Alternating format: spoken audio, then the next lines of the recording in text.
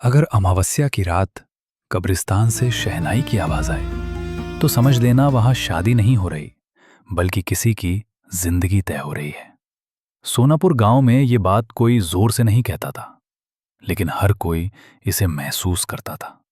गांव के बाहर फैला वो पुराना कब्रिस्तान दिन में भी अजीब सा डर पैदा करता था, और रात होते ही ऐसा लगता था जैसे वहां वक्त थम जाता हो।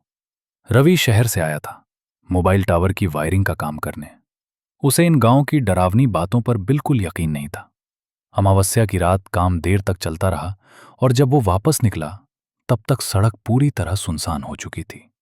फोन में नेटवर्क नहीं था, चारों तरफ सन्नाटा पसरा था, और हवा में ऐसी ठंड थी जो सीधे रूह तक उतर रही थी।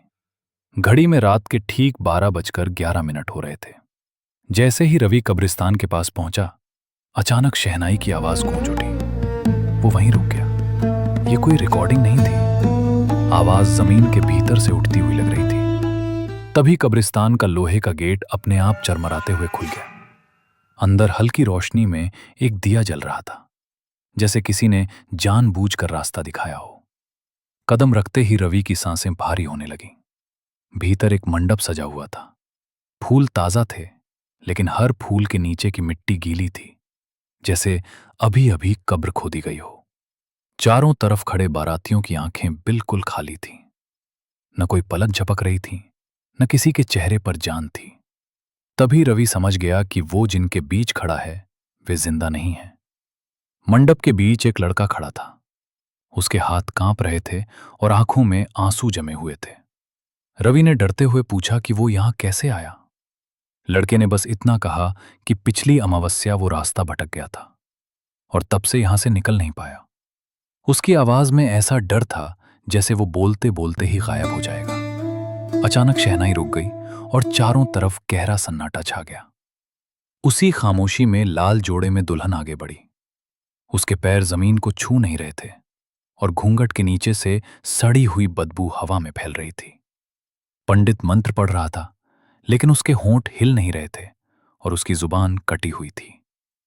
फेरे शुरू हुए। पहले फेरे के साथ हवा अचानक और ठंडी हो गई। दूसरे फेरे पर कब्रों के भीतर से कराहने की आवाजें आने लगी।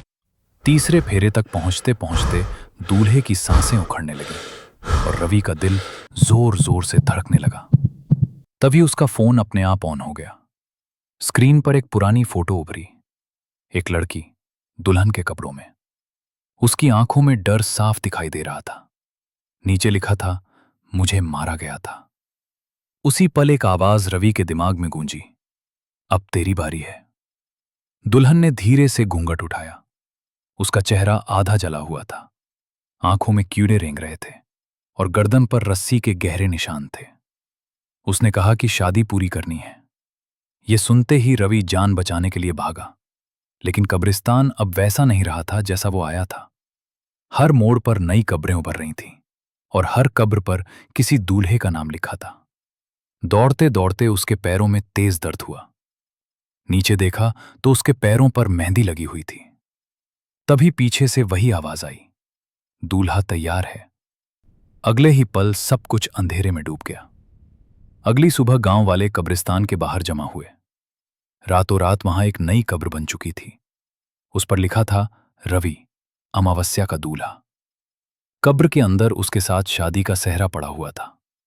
तभी गांव के सबसे बुजुर्ग ने सच बताया कि 25 साल पहले इसी कब्रिस्तान में एक लड़की की शादी तय हुई थी, लेकिन दहेज और जमीन के लालच में उसे फेरे पूरे होने से पहले ही मार दिया गया था, और उसकी लाश यहीं दफना दी गई थी। तब से उसकी आत्मा हर अमावस्या को लौटती है, शादी करने के लिए नहीं, बल्कि अपने साथ वही दर्द ले जाने के लिए जो उसने सहा था। और सोनापुर में आज भी लोग जानते हैं कि जब तक उस लड़की की मौत का सच जमीन के नीचे दफन रहेगा, तब तक कब्रिस्तान में शहनाई बजती रहेगी और दूल्हे बदलते रहेंगे।